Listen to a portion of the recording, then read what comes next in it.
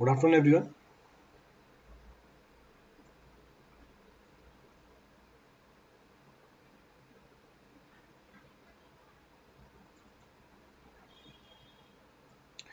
Is audio video clear for all? Audio video आ रहा है सबके लिए?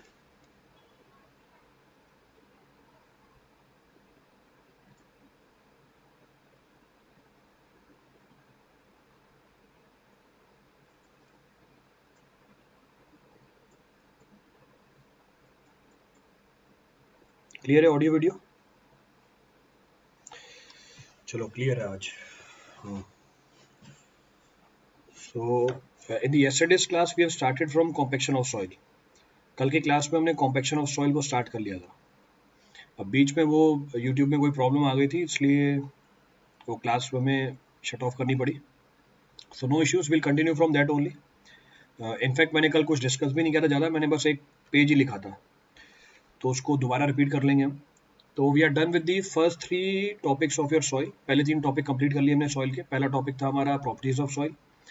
दूसरा टॉपिक था हमारा the second of the topic was classification of soil. तीसरा टॉपिक था हमारा सॉइल का स्ट्रक्चर एंड क्ले मिनरलॉजी. चौथा टॉपिक है हमारा कॉम्पैक्शन ऑफ सॉइल. तो कल हम डिस्कस क्या कर रहे थे? कॉम्पैक्शन ऑफ सॉइल की डिस्कशन स्टार्ट कर रहे थे, तो उसको वापस रिपीट कर देते हैं. कॉम्पैक्शन का मतलब क्या है? कॉम्पैक्शन का मतलब है the process of artificially rearranging the particles of the soil. तो कॉम्पैक्शन का मतलब होता है हमारे सॉइल के जो पार्टिकल्स हैं मैं उसको आर्टिफिशियली रीअरेंज करूं और क्लोजर स्टेट ऑफ कांटेक्ट में ले आऊं. तो पहले सॉइल के पार्टिकल दूर दूर है, मैंने उन पार्टिकल्स को आर्टिफिशियली रीअरेंज किया और पास में ले आया. अब जब आप पार्टिकल्स को पास में लेके आ रहे हो, उसके अंदर जो खाली जगह है, खाली जगह में पहले क्या थी? हम पार्टिकल्स पहले दूर दूर थे. इसको समझने के लिए एग्जांपल ले लेता हूं मैं, to make you explain this point. Let us suppose ये हमारे पार्टिकल्स हैं, दीज आर आवर पार्टिकल्स. ये हमारी ओरिजिनल अरेंजमेंट है पार्टिकल्स की. This is the original arrangement of the particles in the given sample of soil. हमने इसकी compaction करी. हाँ, एयर थी और क्या है? एयर थी और क्या है? एयर थी और क्या है? वाटर भी है साथ में. तो एयर भी है और वाटर भी है, दोनों चीजें हैं. तो एयर वाटर दोनों चीजें प्रेजेंट है. तो बोथ आर प्रेजेंट. एयर भी है, वाटर भी है, दोनों चीजें प्रेजेंट है. तो कॉम्पैक्शन का मतलब क्या होता है? कॉम्पैक्शन ऑफ सॉइल का मतलब है वो प्रोसेस जिसमें हम सॉइल के पार्टिकल्स को आर्टिफिशियली रीअरेंज करें और क्लोजर स्टेट ऑफ कांटेक्ट में लेके आ जाए. सो क्लोजर स्टेट ऑफ कांटेक्ट में लेके आ जाए कैसे? By mechanical means. अब हमारे मैकेनिकल मींस कौन से हो सकते हैं? बहुत सारे. An examples are available. कुछ एग्जांपल मैंने लिख दिए. रोलर है, रैमर है, वाइब्रेटर है. तो आपने सॉइल के पार्टिकल्स को आर्टिफिशियली रीअरेंज किया और क्लोजर स्टेट ऑफ कांटेक्ट में लेके आए. इसका मतलब पहले उस जगह पे जो हवा थी वो एक्सपेल आउट कर गई है, यानी एयर क्या कर गई है? यहाँ से एक्सपेल आउट कर गई है. तो एयर एक्सपेल आउट कर गई है. तो एयर अगर एक्सपेल आउट कर गई है, पार्टिकल के बीच की दूरी क्या हो जाएगी? अगर एयर एक्सपेल आउट कर गई है तो पार्टिकल के बीच की दूरी क्या हो जाएगी? अगर एयर एक्सपेल आउट कर गई है तो पार्टिकल के बीच की दूरी क्या हो जाएगी? कम हो जाएगी. तो कॉम्पैक्शन करेंगे, पार्टिकल्स के बीच की दूरी कंपैरेटिवली कम हो जाएगी. The distance between the particle will get reduced. ऐसा करने से हमारे सॉइल की प्रॉपर्टी भी मॉडिफाई हो जाती है. Bye doing so the properties of the soils also get modified. तो कॉम्पैक्शन वो प्रोसेस है जिसमें हम सॉइल के पार्टिकल्स को आर्टिफिशियली रीअरेंज करते हैं और क्लोजर स्टेट ऑफ कांटेक्ट में लेके आते हैं. कैसे? हमारे सॉइल में से एयर को एक्सपेल करा के, by expelling the air out from the soil sample. And by doing so we modify an number of properties of the soil. ऐसा करके हम सॉइल की बहुत सारी प्रॉपर्टीज को मॉडिफाई कर देते हैं. अब मैंने कुछ प्रॉपर्टीज लिख दी हैं, उन प्रॉपर्टीज के ऊपर क्या फर्क पड़ेगा ये आप खुद बताओगे. What impact this compaction will have over the engineering property of the soil that can be referred on your own. अब एक एक करके इम्पैक्ट बताओ. अगर मैं कॉम्पैक्शन करूंगा, वॉइड रेशियो कम हो जाएगी या बढ़ जाएगी? मैंने एयर को एक्सपेल आउट कर दिया, अब एक्सपेल्ड आउट द एयर, तो वॉइड रेशियो कम हो जाएगी या बढ़ जाएगी? तो पहली प्रॉपर्टी जो मॉडिफाई होती है वो है वॉइड रेशियो. तो वॉइड रेशियो क्या हो जाएगा? कम हो जाएगा. अगर एयर एक्सपेल आउट हो गई, if the air is expelled out, volume of air will reduce. If volume of air will reduce, it means volume of void will reduce. Volume of solid में कोई चेंज नहीं आया. अगर volume of void कम हो गया, volume of solid में कोई change नहीं आया, यानी void ratio क्या हो जाएगी? कम हो जाएगी. Void ratio will decrease. Comment upon permeability. What about permeability? अगर मैं compaction करूंगा soil की, permeability पे क्या फर्क पड़ेगा? If we'll go for the compaction of the soil, what impact it will have over the permeability? It will also reduce. तो permeability भी कम हो जाएगी. सो परमिबिलिटी विल ऑल्सो डिक्रीज, तो परमिबिलिटी भी कम हो जाएगी। What about compressibility? कंप्रेसिबिलिटी मतलब tendency of volume change. Compressibility means tendency of volume change. Volume change किस वजह से होता है? Because of volume of voids only. तो अगर वॉल्यूम ऑफ वॉइड्स कम हो गए तो कंप्रेसिबिलिटी भी क्या मिलेगी आपको? कम मिलेगी। तो compressibility also decreases because of compaction. Next, shear strength. What about shear strength? Particle के बीच की दूरी कम हो गई, तो पार्टिकल के बीच की दूरी कम हो गई, एक जो हमारी फ्रिक्शनल रेजिस्टेंस है वो बढ़ जाएगी, दूसरा इंटर पार्टिकल लॉकिंग भी अच्छी हो जाएगी। तो अगर पार्टिकल के बीच की डिस्टेंस कम हो जाएगी तो आपको inter particle locking comparatively better मिलेगी, तो शेयर स्ट्रेंथ क्या निकल के आएगी? ज़्यादा निकल के आएगी। तो shear strength comes out to be comparatively more. Degree of firmness, अगर हमने कॉम्पैक्शन की सॉइल की, what about degree of firmness? So what about degree of firmness? इसका मतलब सेम वही, रेजिस्टेंस अगेंस्ट डिफॉर्मेशन। तो क्योंकि inter particle locking comparatively better हो गई, डिग्री ऑफ फर्मनेस क्या मिलेगी आपको? ज़्यादा मिलेगी। तो degree of firmness comes out to be comparatively more. What about stability? Volume changes कम हो गए, स्टेबिलिटी क्या मिलेगी आपको? ज़्यादा मिलेगी। तो जैसे वॉल्यूम चेंजेस कम हुए, the stability will come out to be more, stability comes out to be more. Bearing capacity, क्योंकि हमारी शेयर स्ट्रेंथ बढ़ गई, बेयरिंग कैपेसिटी भी क्या कर जाएगी? बढ़ जाएगी। The bearing capacity will increase. इसका मतलब कॉम्पैक्शन करके हम सॉइल की बहुत सारी प्रॉपर्टीज को एक साथ मॉडिफाई कर सकते हैं। By doing the compaction an number of the properties of the soil can be modified. बाकी कॉम्पैक्शन का मतलब क्या होता है? कॉम्पैक्शन का मतलब होता है वो प्रोसेस जिसमें हम सॉइल के पार्टिकल्स को आर्टिफिशियली रीअरेंज करके क्लोजर स्टेट ऑफ कॉन्टैक्ट में लेके आ जाए। क्लोजर स्टेट ऑफ कॉन्टैक्ट में कैसे लेके आए? मैकेनिकल मीन्स से लेके आए। मैकेनिकल मीन्स जैसे रोलर है, रैमर है, वाइब्रेटर है, और भी बहुत सारे तरीके हमारे पास। There are several other methods which are available. Clear है कहानी? रिपीट करना है इसमें से कुछ भी? सेकंड पॉइंट ऑफ रेफरेंस, दूसरी चीज आपको ध्यान रखनी है, compaction must not be confuse with the consolidation. Compaction must not be confuse with the consolidation in which same volume changes are observed, जिसमें भी वॉल्यूम चेंज निकल के आता है। तो कॉम्पैक्शन और कंसोलिडेशन में फर्क है। आपको कॉम्पैक्शन को रिलेट नहीं करना है कंसोलिडेशन के साथ। डिग्री ऑफ फर्मनेस का मतलब है कितनी फर्म हो गई soil, it is termed as degree of firmness.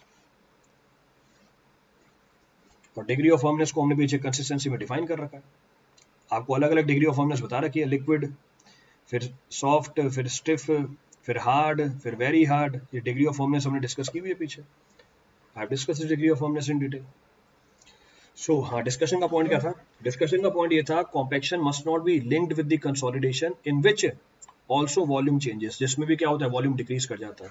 तो उसको मैं नोट करके बता देता हूँ आपको यहाँ पे। I am noting this point that compaction must not be linked with the consolidation. तो आप कॉम्पैक्शन को, so compaction must not be confused with consolidation, with consolidation in which also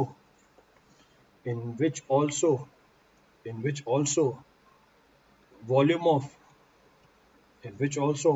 soil reduces, जहां पर भी वॉल्यूम ऑफ सॉइल क्या हो जाती है, कम हो जाती है। तो कॉम्पैक्शन में भी वॉल्यूम ऑफ सॉइल कम हो रही होती है और कंसोलिडेशन में भी वॉल्यूम ऑफ सॉइल कम हो होती है। दोनों सॉइल के अंदर प्रोसेस हैं अलग अलग। कंसोलिडेशन क्या होता है, इसको मैंने स्पेशल क्लास में ले रखा है in detail. What is consolidation, I have discuss in detail in special class. तो उसके ऊपर कम से कम मैंने 3 स्पेशल क्लास ली हैं। तो 3 स्पेशल क्लास मतलब 9 घंटे का मैंने आपको ये कंसोलिडेशन पूरा चैप्टर करा रखा है वहाँ पे। तो वहां पर भी वॉल्यूम चेंज कम होता है, देयर ऑल्सो वॉल्यूम डिक्रीजेस, यहाँ पर भी वॉल्यूम क्या होती है, डिक्रीज करती है। तो अगर बेसिक रेफरेंस निकाले, कंसोलिडेशन करा रखा है आपको, consolidation I have discussed, compaction अभी हम डिस्कस कर रहे हैं। तो अगर दोनों में बेसिक डिफरेंसेस निकालें, क्या डिफरेंस निकल के आते हैं, what difference between the two comes out. तो अगर कॉम्पैक्शन और कंसोलिडेशन में बेसिक डिफरेंस की बात करें, तो अगर कॉम्पैक्शन और कंसोलिडेशन में अगर बेसिक डिफरेंस की बात करें, compaction it is almost instantaneous, it is almost instantaneous process। Compaction एक इंस्टेंटेनियस प्रोसेस है, पर कंसोलिडेशन एक इंस्टेंटेनियस प्रोसेस है, पर कंसोलिडेशन एक टाइम टेकिंग प्रोसेस है. It will require number of years for consolidation to take place. 5 साल, 10 साल, 15 साल, 20 साल, 25 साल, 30 साल लग जाते हैं कंसोलिडेशन होने में. तो अल्टीमेट कंसोलिडेशन सेटलमेंट मिलने के अंदर सालों लग जाते हैं. तो इनफाइनाइट टाइम लगता है कंसोलिडेशन होने के अंदर. So will say it is a time taking process. So it is a time taking process. So it is a time taking process. तो ये टाइम टेकिंग प्रोसेस होती है. ये एक इंस्टेंटेनियस प्रोसेस है, ये टाइम टेकिंग प्रोसेस है. चलो, कॉम्पैक्शन में वॉल्यूम रिड्यूस हो रहा है किसके बाहर जाने से? कॉम्पैक्शन में वॉल्यूम रिड्यूस हो रहा है किसके बाहर जाने से? अभी पीछे बताया, कॉम्पैक्शन में वॉल्यूम रिड्यूस हो रहा है किसके बाहर जाने से? एयर के बाहर जाने से. तो हम बोलेंगे here volume reduction takes place. Here volume reduction takes place. Here volume reduction takes place due to expulsion of air. Due to expulsion of air. तो यहाँ पे वॉल्यूम रिड्यूस होता है एयर के एक्सपेल होने से. But in case of consolidation volume reduction takes place due to expulsion of water. तो यहाँ पर क्या होती है हमारी? एक्सपल्शन ऑफ एयर होती है. तो here volume reduction takes place. Here volume reduction takes place. Here volume reduction takes place due to expulsion of water. So due to expulsion of water. यहाँ पे एक्सपल्शन होता है किसका? पानी का. Next, during compaction soil will always be unsaturated. Compaction के time पे soil हमेशा पार्शली सैचुरेटेड होगी, कभी भी फुल्ली सैचुरेट नहीं होगी. कंसोलिडेशन के टाइम पे सॉइल हमेशा फुल्ली सैचुरेटेड रहेगी. So during compaction, degree of saturation will always be less than 1. During consolidation, soil will always be saturated. तो consolidation तो पूरा करा ही रखा है आपको. तो compaction के टाइम पे कभी भी degree of saturation आपको 1 नहीं मिलेगी. अगर degree of saturation 1 नहीं है तभी air present है void के अंदर. इसीलिए air के बाहर जाने से volume क्या हो रहा है? Reduce हो रहा है. Moreover, compaction करके आप कभी भी पूरी air बाहर नहीं निकाल पाओगे. क्यों? इसका रीजन मैं अभी आगे बताऊंगा आपको. तो आप बोल सकते हो, यू कैन से, सर हम कॉम्पैक्शन करके पूरी एयर को बाहर निकाल देंगे तो फिर तो डिग्री ऑफ सैचुरेशन हमारी 1 हो जाएगी. प्रैक्टिकली अभी तक कोई ऐसा तरीका अवेलेबल नहीं है हमारे पास जिसमें हम कॉम्पैक्शन के टाइम पे पूरी एयर को बाहर निकाल लें. इसका मतलब हुआ here soil is always unsaturated. Soil is always unsaturated. तो डिग्री ऑफ सैचुरेशन हमेशा क्या है? 1 से कम है. तो सॉइल हमेशा अनसैचुरेटेड रहेगी या पार्शली सैचुरेटेड रहेगी. So degree of saturation is always less than 1. यहाँ पे soil is always saturated. Soil is always saturated. तो soil is always saturated. Degree of saturation हमेशा कितनी रहेगी? 1 रहेगी. So here degree of saturation will always come out to be equal to 1. Clear है चीज? Repeat करना है इस पे कुछ भी? Any point to be referred on this for anyone? Next point of reference, compaction करने के हमारे पास स्पेसिफिक तरीके अवेलेबल है. कॉम्पैक्शन करने के हमारे पास स्पेसिफिक तरीके अवेलेबल हैं. कैसे? So we can say specified methods are available. Specified methods are available for compaction. Specified methods are available for compaction. जैसे एग्जांपल बता दो, गिव एन एग्जांपल. तो specified method are available for compaction. जैसे give some example. जैसे आपको ऊपर example बता रखे हैं. जैसे एग्जांपल है हैमर. ऊपर बता रखा है आपको. जैसे एग्जांपल है हमारे पास रेमर. जैसे एग्जांपल है rammer etcetera and so on. Roller है, वाइब्रेटर है. तो कॉम्पैक्शन करने के हमारे पास स्पेसिफाइड तरीके होते हैं. पर कंसोलिडेशन कैसे होती है? How consolidation takes place? How consolidation takes place? By the application of load. तो कंसोलिडेशन होती है bye the application of the heavy load over the soil. तो अगर आपने सॉइल के ऊपर हैवी लोड अप्लाई किया, इसका इंपैक्ट निकल के आता है कंसोलिडेशन. तो यहाँ पे मेंशन कर सकते हैं. So we can say consolidation takes place. So consolidation takes place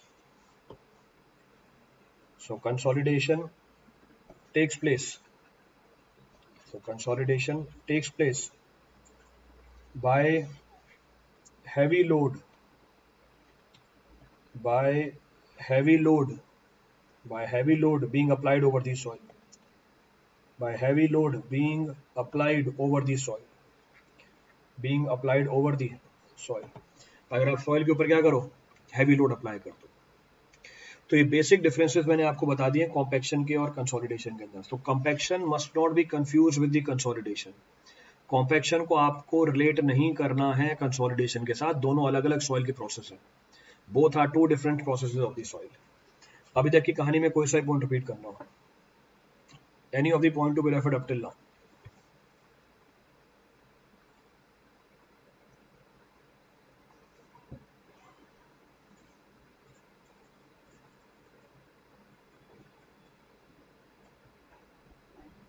clear है? चलिए, अब पूरी जानकारी तो लिख के बता दी आप। अब आप दोनों में डिफरेंसेस भी निकाल सकते हो इस डायग्राम के फॉर्म में। So you can refer the differences between the two in the form of this diagram. तो अगर हम कंसोलिडेशन और कंपैक्शन में बेसिक डिफरेंस निकालें, अभी तो मैंने आपको बस स्टेटमेंट लिख के बता दी है। I have simply mentioned the statement. तो मैंने सिंपली स्टेटमेंट को मेंशन किया हुआ है। अब इस बात को समझने के लिए you can refer this diagram. So let us suppose ये हमारा कंसोलिडेशन है और एक हमारा कंपैक्शन है। So one is our compaction, the other is our consolidation, दूसरी कंसोलिडेशन है। तो दूसरी कंसोलिडेशन है। डायग्राम स्केल पे नहीं है, diagram is not on the scale. तो डायग्राम स्केल पे नहीं है, तो जो भी वेरिएशन आ रही है उसको आपको मैनेज करना पड़ेगा। तो अब कॉम्पैक्शन और कंसोलिडेशन में जो डिफरेंस है उसकी रेफरेंस निकाल रहे हैं यहाँ पे। That reference I am drawing here. हट गया वो, चलो कोई बात नहीं, एलिमिनेट हो गया। सो this is our compaction, so this is compaction, this is consolidation. ये हमारी कंसोलिडेशन है। अब क्या फर्क है दोनों में, चलो देखो क्या फर्क है दोनों में। These are the solids in the soil, जो फिक्स रहते हैं, सॉलिड्स कभी चेंज नहीं होते। So this is our solid, तो ये हम बोल देंगे let suppose solid. So this is our solid, तो इसको मैंने बोला सॉलिड। तो सॉलिड्स में तो कोई चेंज नहीं आएगा during compaction, no change will be observed during compaction in the solids.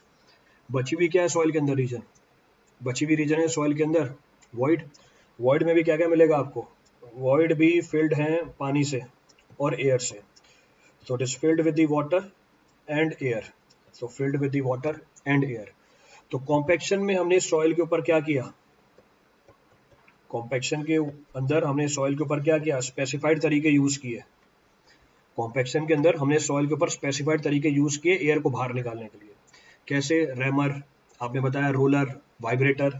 हमने इन सब की मदद से क्या रिमूव किया, एयर को रिमूव किया।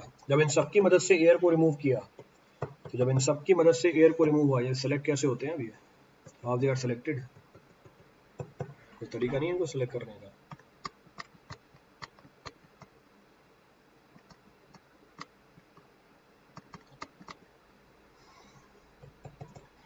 तरीका होगा इनको सेलेक्ट करने का दोबारा।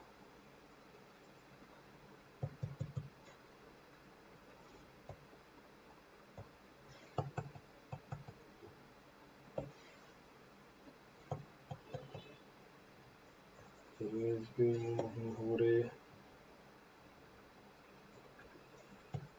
इरेज कहीं डिलीट का ऑप्शन है इनमें,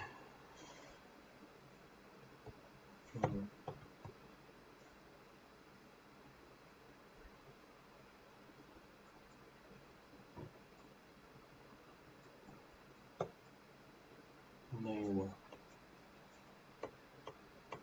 ये क्या हो गया, प्रीवियस नहीं हो रहा डिलीट।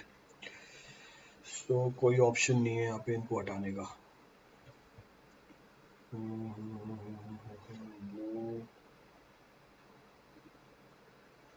नो ऑप्शन, हाँ आ गया। चलिए, सो this is the situation now, ये सिचुएशन आ गई है। नाउ इट इज परफेक्ट, मिल गया था। चलिए देखिए, कॉम्पैक्शन में हमने क्या किया, कॉम्पैक्शन में हमने स्पेसिफाइड तरीके यूज किए और एयर को एक्सपेल आउट कर दिया।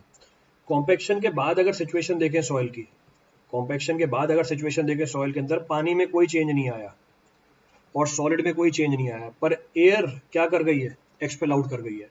तो जो भी वॉल्यूम डिक्रीज हुआ सॉइल का, जो भी वॉल्यूम डिक्रीज हुआ सॉइल का, वो किसकी वजह से डिक्रीज हुआ, जो भी वॉल्यूम डिक्रीज हुआ सॉइल का वो किसकी वजह से डिक्रीज हुआ, is because of expulsion of air.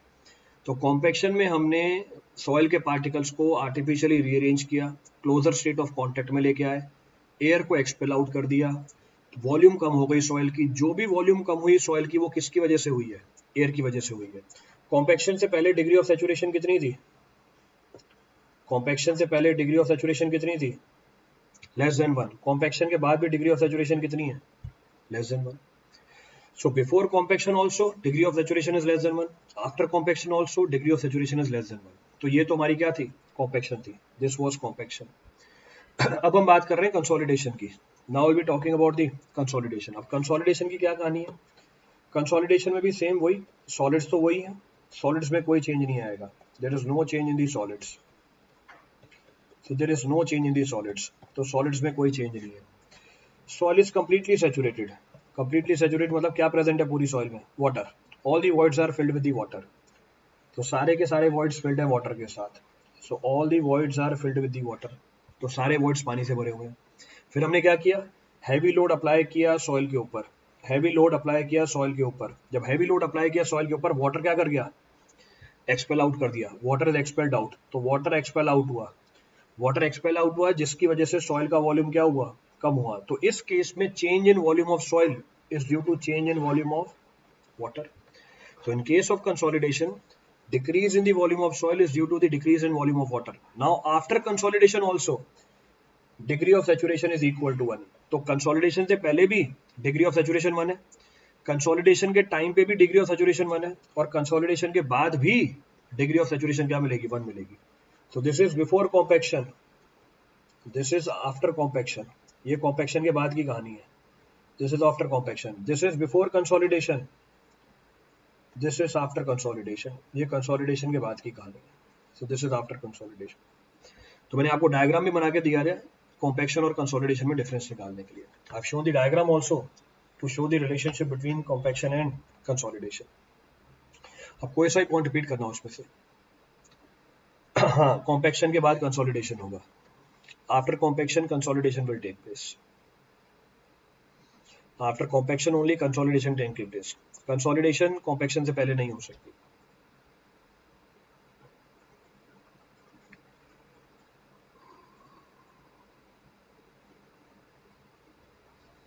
Clear चीज, बिल्कुल. कॉम्पैक्शन के टाइम पे वाटर में कोई चेंज नहीं आएगा. During compaction no change in water content will take place. जब आपने एयर को रिमूव किया, वाटर कंटेंट में थोड़ी ना कोई चेंज आएगा.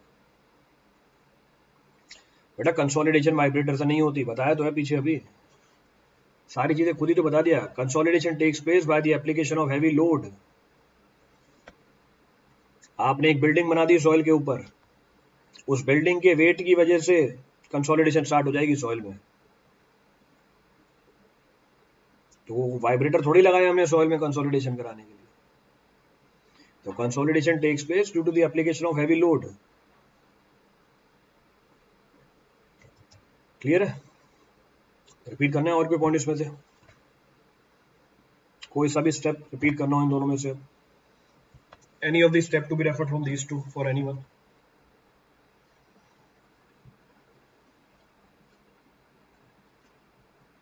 क्लियर है पूरी story?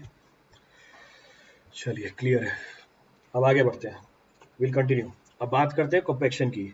Again we are focusing back to the compaction. तो बहुत ही कंसेप्चुअल टॉपिक है ये पूरा कॉम्पैक्शन, तो कॉन्सेंट्रेट करके रखना है यहाँ पे पूरा. नेक्स्ट पॉइंट क्या बोल रहा है, नेक्स्ट पॉइंट बोल रहा है the compaction, compaction of the soil.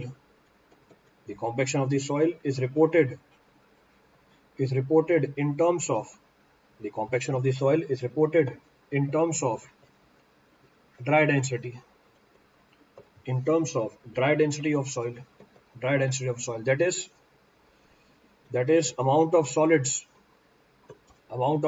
which can be packed, amount of solids which can be packed amount of solids which can be packed into unit volume of soil, into unit volume of soil.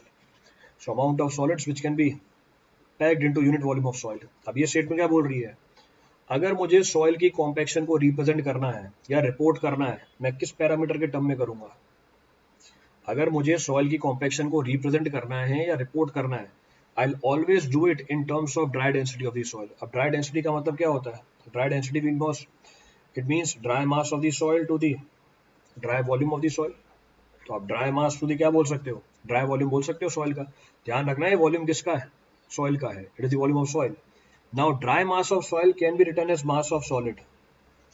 मैं dry mass of soil को mass of solid लिख सकता हूँ, पर dry volume of soil को volume of solid नहीं लिख सकते. तो ये ड्राई वॉल्यूम ऑफ सॉइल ही है. It is equal to dry volume of soil. Clear चीज? तो हमेशा हम डेंसिटी किसके टर्म में, हमेशा हम कॉम्पैक्शन किसके टर्म में रिपोर्ट करते हैं? ड्राई डेंसिटी के टर्म में रिपोर्ट करते हैं. अगर मैं कॉम्पैक्शन को ड्राई डेंसिटी के टर्म में रिपोर्ट कर रहा हूँ, अगर मैं कॉम्पैक्शन को ड्राई डेंसिटी के टर्म में रिपोर्ट कर रहा हूँ, क्या इसका मतलब ये है कि मेरी सॉइल ड्राई है? Does it mean soil is dry? अगर मैं कॉम्पैक्शन को रिपोर्ट कर रहा हूं ड्राई डेंसिटी के फॉर्म में, क्या इसका मतलब ये हो गया कि सॉइल ड्राई है? Does it mean soil is dry? Soil dry नहीं है, तो पहले क्लियर कर रहा हूं इसे मैं. तो सॉइल के अंदर पानी है, पर मैं सॉइल के कॉम्पैक्शन को ड्राई डेंसिटी के टर्म में रिपोर्ट कर रहा हूं, क्योंकि हमारी ड्राई डेंसिटी इंडिकेटर होती है डेंसनेस ऑफ सॉइल का. इस बात को समझने के लिए फिर से एग्जाम्पल ले लेते हैं. To make you explain this point, take an example. तो फिर से एग्जाम्पल लिया है मैंने यहाँ पे. So again I have taken the example. अब मैं कॉम्पैक्शन की बात कर रहा हूँ. अब कॉम्पैक्शन कंसोलिडेशन में डिफरेंस नहीं है. Now I'm not talking about difference between compaction and consolidation. मैं बात कर रहा हूँ कॉम्पैक्शन की ही. I'm talking about compaction. बस हमें ये पता है कि हम कॉम्पैक्शन को रिपोर्ट कैसे कर देते हैं. We are known to the fact that how do we report the compaction. So we are known to the fact we report the compaction in terms of dry denseness of the soil. हम compaction को report कर देते हैं dry denseness of soil के terms में. अब कैसे report कर देते हैं जरा इसको समझ लेते हैं. So how to report the compaction in terms of dry denseness of the soil. जरा मुझे बताना, कॉम्पैक्शन के टाइम पे एयर के वॉल्यूम में क्या चेंज आता है? During compaction what change in the volume of air is observed. तो कॉम्पैक्शन के टाइम पे एयर के वॉल्यूम में क्या चेंज आता है? कम हो जाती है. सो रिड्यूसेस. तो ये हमारी कॉम्पैक्शन है. सो दिस इज अवर कॉम्पैक्शन. तो ये हमने कॉम्पैक्शन किया. तो ये हमने कॉम्पैक्शन किया. This is our solid. तो ये हमारा सॉलिड है. सॉलिड में क्या चेंज आता है? कॉम्पैक्शन के टाइम पे सॉलिड में क्या चेंज आता है? During compaction what change in the solids are observed. During compaction what change in the solids are observed. No change in the solid is observed. बस एयर का वॉल्यूम क्या हो जाएगा? कम हो जाएगा. सो एयर का वॉल्यूम कम हो जाएगा. Let us suppose before compaction this is the situation. Compaction से पहले ये सिचुएशन है.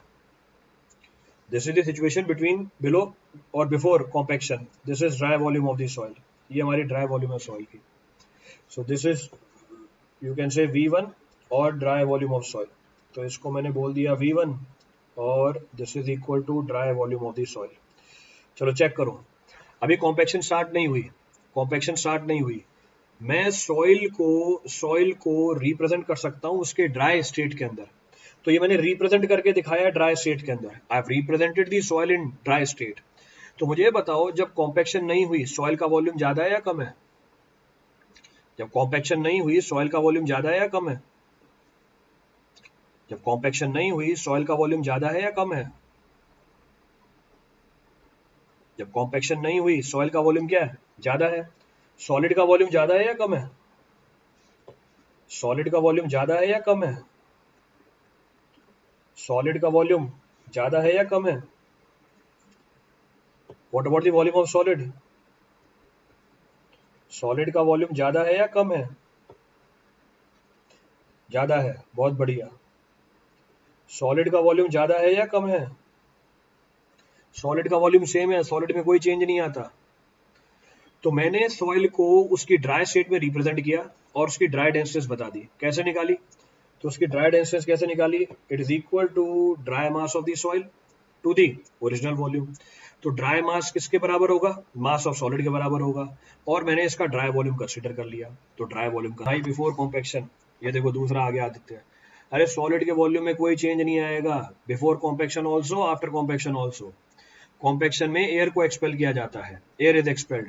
तो ये पहले दो डायग्राम क्या है, इक्वलेंट है। मैंने कॉम्पैक्शन को बताने के लिए सॉइल को ड्राई स्टेट में रिप्रेजेंट किया है, इसका मतलब ये नहीं है कि कॉम्पैक्शन के टाइम पे सॉइल ड्राई हो गई। अब जब मैंने कॉम्पैक्शन करी, एयर एक्सपेल आउट कर दी, एयर एक्सपेल आउट कर दी, तो एयर एक्सपेल आउट हो गई, पानी में क्या चेंज आया, बढ़ गया या कम हो गया? पानी में क्या चेंज आया, पानी बढ़ जाएगा कम हो जाएगा आफ्टर कॉम्पैक्शन? आफ्टर कॉम्पैक्शन पानी बढ़ जाएगा या कम हो जाएगा? आफ्टर कॉम्पैक्शन पानी बढ़ जाएगी या कम हो जाएगी? कोई चेंज नहीं आएगा। पर एयर का वॉल्यूम क्या हो जाएगा? पर एयर का वॉल्यूम क्या हो जाएगा? पर एयर का वॉल्यूम क्या हो जाएगा? कम हो जाएगा। एयर का वॉल्यूम कम होगा यानी सॉइल का वॉल्यूम कम हो जाएगा। तो ये हमारी कॉम्पैक्टेड सॉइल है, this is our compacted soil. तो वॉल्यूम V1 से कितना हो गया, V2 हो गया। अब मुझे ये कॉम्पैक्शन भी बतानी है इन terms of dry density of the soil, तो मैंने इसके इक्विवेलेंट ड्राई सॉइल कंसीडर करी। मैंने इसके इक्विवेलेंट ड्राई सॉइल कंसीडर करी, यानी इसमें से पानी हटा दिया। ये सिर्फ समझने का तरीका है। तो जब मैंने सॉइल को कॉम्पैक्ट कर दिया, सॉलिड के मास में तो कोई चेंज नहीं आया, पर सॉइल का ड्राई वॉल्यूम क्या हो गया? बेटा एक्सपेल नहीं होता है water, Jairam, no expulsion of water takes place. After compaction mass of the solid remain same, but the volume of the soil in dry state will reduce because V2 is less than V1। मैंने फिर से इसकी dry डेंसनेस निकाली। So I have found the denseness of the soil before compaction. I have found the denseness of the soil after compaction. What change in the mass of the soil is observed? What change in the mass of the soil is observed? No change in the mass of soil. But the volume of soil is reduced. Volume of soil is reduced after compaction. If volume of soil is reduced after compaction, it means in same volume, or you can say the same mass is available in reduced volume. अगर उतना ही मास solid का reduced volume में available है, तो आपको उसकी डेंसनेस क्या मिलेगी, ज्यादा मिलेगी। तो दूसरे केस में आपको ड्राई डेंसिटी ज्यादा मिलेगी in comparison to the first case. इसका मतलब मैं ये बोल सकता हूं कि dry density is an indicator of compaction of the soil, और dry density is an indicator of denseness of the soil. तो ड्राई डेंसिटी हमें क्या बताती है? ड्राई डेंसिटी हमें ये बताती है the amount of solids which are packed in the unit volume of soil. Since after compaction volume of soil decreases, the same amount of solids will now be packed into closer state of contact. Same solid अब कम volume में packed है, यानी उनके बीच की दूरी क्या हो गई, कम हो गई। बीच की दूरी कम हो गई मतलब डेंसनेस क्या हो गई, ज्यादा हो गई। तो इसका मतलब ये हुआ, अगर ड्राई डेंसिटी ज्यादा हुई तो कॉम्पैक्टनेस ज्यादा है या कम है? अगर ड्राई डेंसिटी ज्यादा हुई तो कॉम्पैक्टनेस ज्यादा है या कम है? If dry density is more, it means compactness is more or less. अगर ड्राई डेंसिटी ज्यादा है, इसका मतलब कॉम्पैक्टनेस क्या है, ज्यादा है। तो ये रिलेशनशिप निकल के आ गई हमारी। सो दिस इज द रिलेशनशिप। ये देखो सेम आ गया नीरज पाल। अगर ड्राई डेंसिटी ज्यादा है, इसका मतलब कॉम्पैक्टनेस ज्यादा है, तो डायरेक्ट रिलेशनशिप है। इसीलिए हम कॉम्पैक्टनेस को बताने के लिए किसको यूज करते हैं, ड्राई डेंसिटी ऑफ सॉइल को यूज करते हैं। So more is the dry density of the soil, more is the compactness of the soil, उतनी ही ज्यादा सॉइल की क्या है, कॉम्पैक्टनेस है। क्लियर है पूरी स्टोरी? रिपीट करना है इसमें से कुछ भी? तो हम कॉम्पैक्टनेस को बताने के लिए जिस पैरामीटर की मदद लेते हैं वो है सॉइल की dry density. It's the dry density of the soil.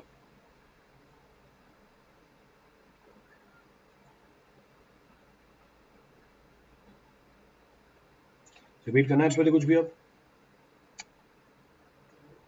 चलिए, ये जरूरी है क्या कंसोलिडेशन के पहले कंसोलिडेशन करवाना पड़ेगा? स्टेटमेंट देखो क्या लिखी हुई है, कंसोलिडेशन से पहले कंसोलिडेशन करवाना पड़ेगा। चलिए आगे बढ़ते हैं। So will continue forward. इसको एलिमिनेट करते हैं, नया पेज ले लेते हैं। चलिए, so next point of reference, next point of reference is, next point says compaction characteristics. So compaction characteristics of the soil are determined, compaction characteristics of the soil are determined in the lab, by performing, following test. in the lab by performing following test. So in the lab by performing following test. अब हम बात कर रहे हैं कि जो soil के compaction characteristics हैं वो हम कैसे निकालते हैं लैब में टेस्ट परफॉर्म करके. So compaction characteristics of the soil are being found by performing the following tests in the laboratory. तो हमें लैब में टेस्ट परफॉर्म करना पड़ता है सॉइल के कॉम्पैक्शन कैरेक्टरिस्टिक्स को पता करने के लिए. अब कौन कौन से टेस्ट अवेलेबल है उसकी रेफरेंस निकालनी है हमें. जितने भी टेस्ट बेसिक टेक्सचर होगा जो फाइबर होगा वो सेम है. तो basic procedure, basic principle, basic texture और property of the test will remain same. बस थोड़े बहुत चेंजेस निकल के आएंगे हमारे टेस्ट में, वो भी डिस्कस कर लेंगे. There will be minute changes in our test that will discuss in detail. अब करते क्या इन टेस्ट के अंदर, कोई सा भी लैब टेस्ट हो हमारे पास, जो भी टेस्ट मैं आपको बताऊंगा इन सब में सेम चीज करेंगे. क्या चीज करेंगे? In all these test whatever will discuss will take a standard mould. हम स्टैंडर्ड साइज का मोल्ड लेंगे. इस स्टैंडर्ड साइज के मोल्ड के अंदर हम सॉइल को कॉम्पैक्ट करवाएंगे. In the standard size of mould will carry out the compaction of the soil. अब कॉम्पैक्शन कैसे कराएंगे, अपैरेटस क्या होगा वो भी आगे देख लेते हैं, that will see. So whatever test will discuss, जो भी टेस्ट की डिस्कशन होगी इन सारे टेस्टों में हमारे पास एक मोल्ड होगा जिसकी साइज स्टैंडर्ड होगी. इसमें हम सॉइल को फिल करेंगे और उसकी कॉम्पैक्शन करेंगे. Will go for the compaction of the soil. Soil को कॉम्पैक्ट करने के बाद हम उसको टेस्ट करेंगे उसके वाटर कंटेंट के लिए. सॉइल को कॉम्पैक्ट करने के बाद हम उसको टेस्ट करेंगे उसके वाटर कंटेंट के लिए. कैसे? हम सैंपल निकालेंगे सॉइल का फ्रॉम द मोल्ड और उसके ऊपर ओवन ड्राइंग मेथड लगा देंगे. And we are known in detail about the oven drying method. Oven drying method से मैंने सॉइल का वाटर कंटेंट निकाल लिया. कितनी सॉइल फिल करी हमने कंटेनर में, हमें उसका मास पता है. जो वॉल्यूम होगा सॉइल का वो वॉल्यूम ऑफ कंटेनर के बराबर होगा, यानी हमें सॉइल का वॉल्यूम भी पता है. मुझे सॉइल का मास पता है, मुझे सॉइल की वॉल्यूम पता है. हम इस मास और वॉल्यूम से क्या निकाल सकते हैं? If I know the mass of the soil, if I know the volume of the soil, I can find bulk density of the soil. अगर मुझे बल्क डेंसिटी पता है, अगर मुझे वाटर कंटेंट पता है, I can find the dry density of the soil. तो जितने भी टेस्ट हैं उसमें हम सॉइल की टेस्ट परफॉर्म करने के बाद ड्राई डेंसिटी निकाल लेते हैं. क्यों? क्योंकि हमने पीछे डिसाइड कर दिया है. हमने डिसाइड क्या कर दिया है, हम कॉम्पैक्शन कैरेक्टरिस्टिक्स को कैसे बताएंगे, हम ड्राई डेंसिटी के टर्म में बताएंगे. तो we perform different test, but in all these test our aim is to calculate the dry density of the soil. अब क्या क्या करते हैं टेस्ट में वो भी रेफर कर लेते हैं. So that can also be referred. So we can say these test consist of, so we can say these tests consist of a standard, so these tests consist of a standard cylindrical, so these tests consist of a standard cylindrical mold, standard cylindrical mold, so standard cylindrical mold in which soil is filled, in number of layers, and each layer is properly compacted,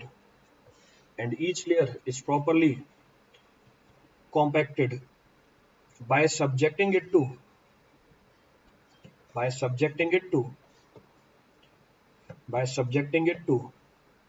25 number of blows, by subjecting it to 25 number of blows, with the help of standard hammer,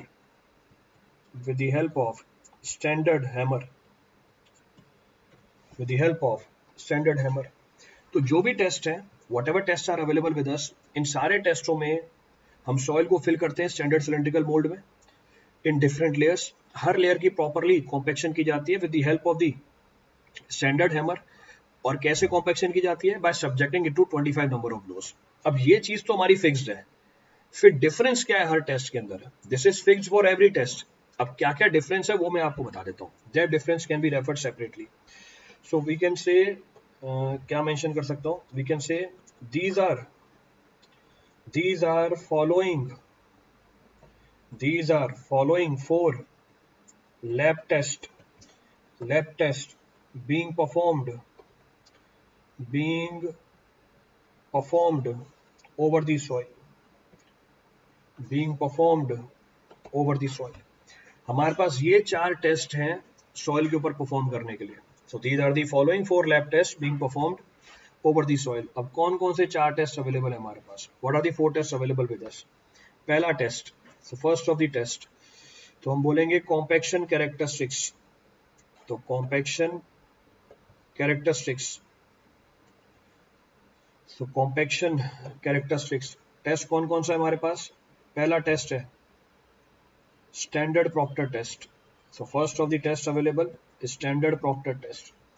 दूसरा है IS 2720. So IS 2720 light compaction test. IS 2720 light compaction test. अभी develop नहीं किया था, as the name suggest Proctor ने develop किया हुआ, US में डेवलप हुआ था. हमने बस उसको मॉडिफाई करके क्या बोल दिया, IS 2720 लाइट कॉम्पैक्शन टेस्ट. तो थोड़ी सी मॉडिफिकेशन कर रखी है कॉम्पैक्शन कैरेक्टरिस्टिक्स के अंदर इन अ पर्टिकुलर टेस्ट, और उस टेस्ट को हमने नाम क्या दे दिया, लाइट कॉम्पैक्शन टेस्ट. तो आपको जब टेस्ट परफॉर्म करना है लैब में, हमारे केस में लाइट कॉम्पैक्शन टेस्ट परफॉर्म करता है, क्योंकि वो टेस्ट हमारा कोड स्पेसिफाई करता है. पर ये टेस्ट कहां से ओरिजिनेट हुआ है उसकी जानकारी भी आपको बता दी यूजिंग स्टैंडर्ड प्रॉक्टर टेस्ट. अब कौन कौन सी प्रॉपर्टीज है यहाँ पे हमारे पास? पहली प्रॉपर्टी है volume of mould. So volume of mold taken in standard Proctor test was 1/30 feet cube. So 1/30 feet cube. तो जो वॉल्यूम लिया मोल्ड का स्टैंडर्ड प्रॉक्टर टेस्ट में, स्टैंडर्ड मोल्ड होता है, it is 1/30 cubic feet, approximately 945 cubic centimetre निकल के आती है. तो अप्रोक्सीमेटली 945 क्यूबिक सेंटीमीटर निकल के आती है. हमने इसको मॉडिफाई करके क्या कर दिया, हमने इसको मॉडिफाई करके 1000 क्यूबिक सेंटीमीटर कर दिया. So in IS 2720 light compaction test, volume of the mold to be considered is 1000 cubic centimeter. पर ये 1000 cubic centimeter आया कहाँ से? वो यहीं से निकल के आया है प्रॉक्टर टेस्ट से.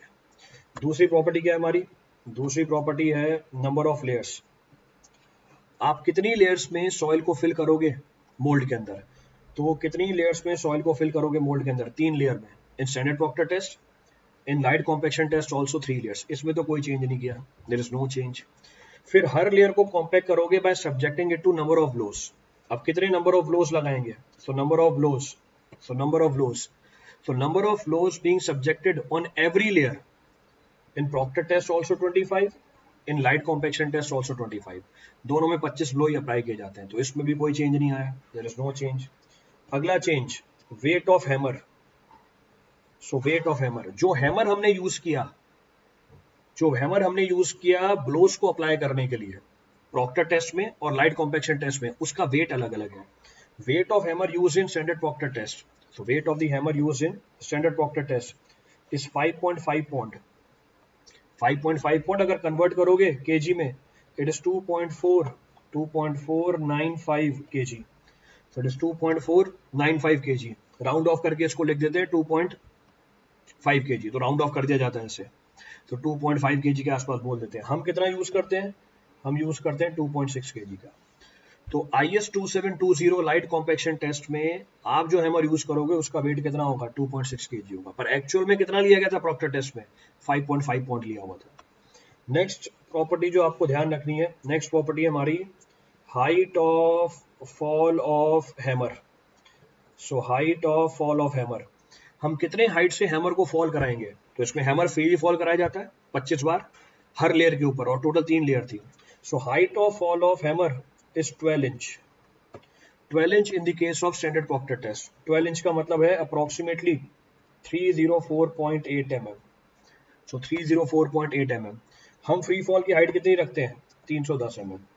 तो हमने मॉडिफाई करके कितना कर दिया? 310 mm कर दिया. तो हमारा जो टेस्ट है उसकी इंस्पिरेशन क्या है? प्रॉक्टर टेस्ट ही है.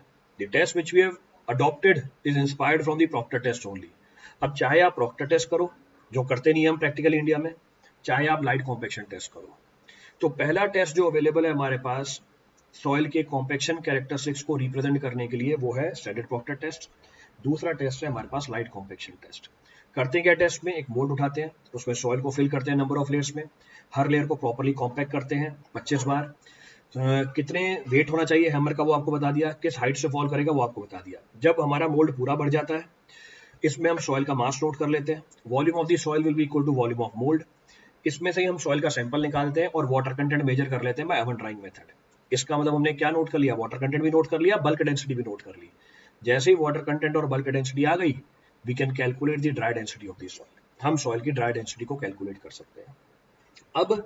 अब ये तो हमारा जो टेस्ट था ये वर्ल्ड वॉर 2 से पहले आया था। अब वर्ल्ड वॉर 2 जब हुई उस समय एयरफील्ड्स बनाना बहुत रैपिडली तेज हो गया था, क्या बोल सकते हैं, रैपिडली इंक्रीज कर गया था। तो वर्ल्ड वॉर 2 में जो एयरफील्ड्स बन रही थी वो बहुत ही तेज रेट से बन रही थी, ड्रास्टिक रेट से बन रही थी। तो उन एयरफील्ड्स की कॉम्पैक्शन के लिए अब वहीं से आइडिया लगा सकते हो, एयरफील्ड में जो रनवे है उसको बनाने के लिए पहले कॉम्पैक्ट किया गया सॉइल को, क्योंकि वेट बहुत ज्यादा था एयरक्राफ्ट्स का, नए नए एयरक्राफ्ट्स बन रहे थे, वेट बहुत ज्यादा था। हमने जो टेस्ट परफॉर्म किया उसमें भी कॉम्पैक्टिव एफर्ट बढ़ा दिया, उसमें भी कॉम्पैक्टिव एफर्ट बढ़ा दिया ताकि आपका जो टेस्ट है एक्चुअल फील्ड कंडीशन को रिप्रेजेंट कर पाए। तो कहने का मतलब आपको एक छोटी सी जानकारी दे दी, हमने इस टेस्ट को मॉडिफाई किया था कब, जब वर्ल्ड वॉर हुई थी। तो इस टेस्ट में हमने कॉम्पैक्टिव एफर्ट को बढ़ाया। अब कॉम्पैक्टिव एफर्ट को बढ़ाया और नाम क्या रख दिया, मॉडिफाइड प्रॉक्टर टेस्ट। तो है वही प्रॉक्टर टेस्ट, पर हमने कॉम्पैक्टिव एफर्ट को बढ़ा दिया। अब कॉम्पैक्टिव एफर्ट को बढ़ाने के बहुत सारे तरीके हैं। कैसे, हम नंबर ऑफ लेयर्स बढ़ा सकते हैं, हम नंबर ऑफ ब्लोस बढ़ा सकते हैं, हम वेट ऑफ हैमर बढ़ा सकते हैं, हम फ्री फॉल ऑफ हाइट बढ़ा सकते हैं। तो ये सारी चीजों को मॉडिफाई किया गया और नाम क्या रख दिया, मॉडिफाइड प्रॉक्टर टेस्ट। क्यों, ताकि कॉम्पैक्टिव एफर्ट बढ़ जाए। क्यों बढ़वाया गया, ताकि हमारे टेस्ट का रिजल्ट एग्जैक्टली मैच कर पाए किसके साथ, हमारे टेस्ट का रिजल्ट एग्जैक्टली मैच कर पाए किसके साथ, जो कॉम्पैक्टिव एफर्ट हमें कहाँ चाहिए, फील्ड में चाहिए। तो एक बेसिक जानकारी दी थी आपको मैंने, why Proctor test is being modified, हमने मॉडिफाइड प्रॉक्टर टेस्ट क्यों अडॉप्ट किया। तो उसको भी रेफर कर देता हूं मैं। तो बाकी दो टेस्ट तो बता ही दिए, अगले दो टेस्ट की रेफरेंस निकालते हैं। तो अगले दो टेस्ट में गए तो कैरेक्टरिस्टिक्स तो हमारे सेम चलेंगे, कैरेक्टरिस्टिक्स में तो कोई चेंज नहीं निकल के आएगा। कौन कौन से कैरेक्टरिस्टिक्स थे हमारे, सो कैरेक्टरिस्टिक्स थे हमारे, पहला volume of mould, so volume of mould, दूसरा नंबर ऑफ लेयर्स, तीसरा number of blows, so number of blows, next weight of hammer, so weight of hammer, next free fall height of hammer, so free fall height of hammer। अब test कौन कौन से हमारे पास, test है हमारे पास modified Proctor test, so modified Proctor test, और दूसरा इसको हमने नाम क्या दे दिया, IS2720 heavy compaction test, heavy compaction test, IS2720 heavy compaction test. So heavy compaction test, पहला वॉल्यूम ऑफ मोल्ड में कोई चेंज नहीं आया, वॉल्यूम ऑफ मोल्ड तो वही रखी, कितनी, 945 क्यूबिक सेंटीमीटर, यहाँ पर वॉल्यूम ऑफ मोल्ड कितनी रखी गई, 1000 क्यूबिक सेंटीमीटर। नेक्स्ट, क्योंकि कॉम्पैक्टिव एफर्ट ज्यादा चाहिए, नंबर ऑफ लेयर्स को बढ़ा दिया। अब नंबर ऑफ लेयर्स के बढ़ने से क्या होता है, नंबर ऑफ लेयर्स के बढ़ने से एनर्जी की ओवरलैपिंग हो जाती है। अगर आपने सॉइल को एक ही लेयर में फिल किया और एनर्जी प्रोवाइड करी, इस केस में जो कॉम्पैक्शन होगी वो कंपैरेटिवली कम निकल के आएगी देन अगर आप उतनी ही सॉइल को कॉम्पैक्ट करो पर मल्टीपल लेयर्स में। क्यों, जब आप लेयर्स में कॉम्पैक्ट करते हो उस केस के अंदर जो हमारी एनर्जी होती है पहले वाली एनर्जी के ऊपर ओवरलैप कर जाती है, इसका मतलब कॉम्पैक्टिव एफर्ट ज्यादा निकल के आता है। तो कॉम्पैक्टिव एफर्ट को बढ़ाने के लिए क्या किया, नंबर ऑफ लेयर्स को इंक्रीज कर दिया। नंबर ऑफ ब्लोज में कोई चेंज नहीं रखा, so number of blows were kept to be same 25। Weight of hammer बढ़ा दिया, अब यहाँ पे कर दिया 10 पॉन्ड, 10 पॉन्ड का मतलब होता है 4.54 kg, तो 4.54 kg हमने कर दिया इसको 4.9 kg। तो हम जब हैवी कॉम्पैक्शन टेस्ट परफॉर्म करेंगे हैमर का वेट कितना लेते हैं, 4.9 kg। दूसरा फ्री फॉल हाइट भी बढ़ा दी, 12 इंच से करके कर दी 18 इंच, तो free fall height is increase from 12 inch to 18 inch. इसका मतलब इसकी वैल्यू कर दी 457.8 mm, हमने इसको राउंड ऑफ करके कर दिया 450 mm, we have rounded it off to 450 mm। So in order to increase the compactive effort, what changes were induced, एक नंबर ऑफ लेयर्स बढ़ा दी, तो एक नंबर ऑफ लेयर्स बढ़ा दी, दूसरा हैमर का वेट बढ़ा दिया, तीसरा हैमर की हाइट बढ़ा दी, height of the hammer is also increased. Clear है पूरी कहानी, रिपीट करना है इसमें से कुछ भी, कोई सा पॉइंट रिपीट करना उसमें से, any of the point to be referred from this for anyone।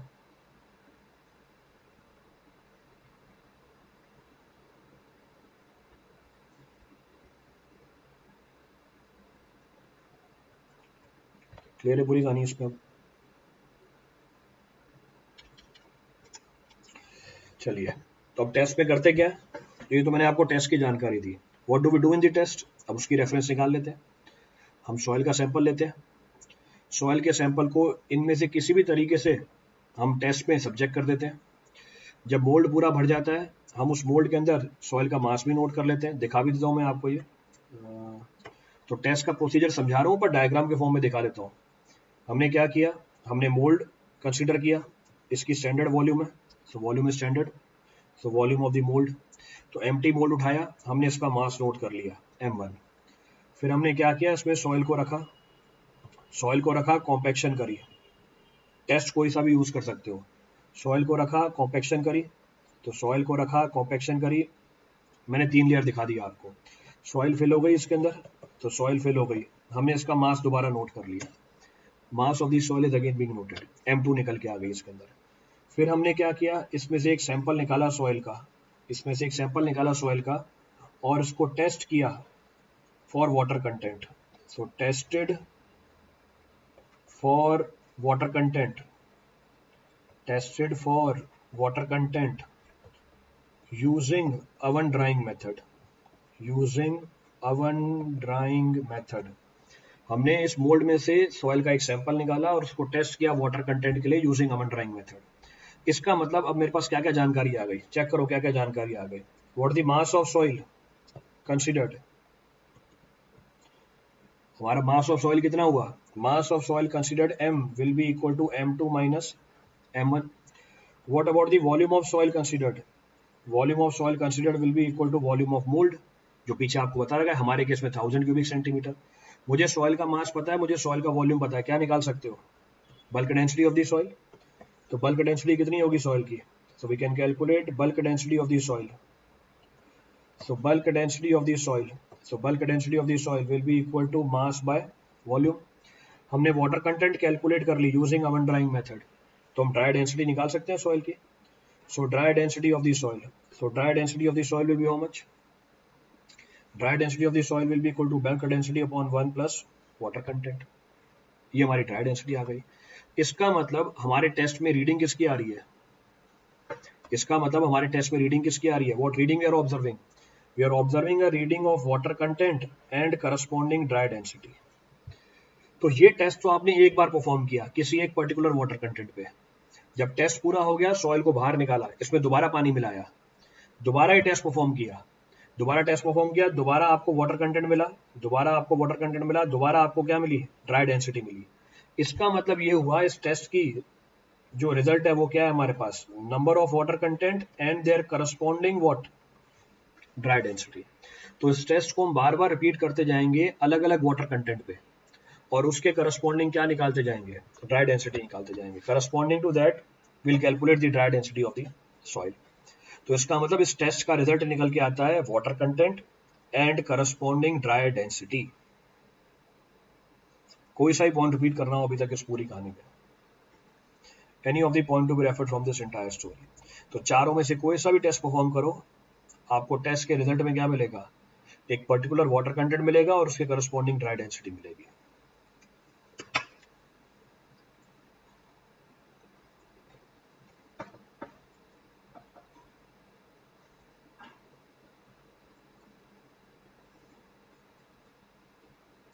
Clear पूरी कहानी? हाँ, gamma D does not represent soil is in dry state, soil dry थोड़ी ना है, ये तो शुरू में बता दिया आपको। जो चीज खुद बता के आता हूँ पहले फिर वही पूछते हो, ये डायग्राम क्यों बना के दिया था, ये बता के दिया था ना कि बस रिप्रेजेंट किया है हमने ड्राई डेंसिटी के टर्म में। मतलब यहाँ पे कम से कम 15 मिनट बर्बाद किए थे मैंने कि अगर मैं ड्राई डेंसिटी के टर्म में कॉम्पैक्टनेस बता रहा हूँ, इसका मतलब ये नहीं है कि सॉइल ड्राई है। फिर ये डायग्राम भी बना के दिखाए थे कि ये सॉइल ड्राई नहीं है।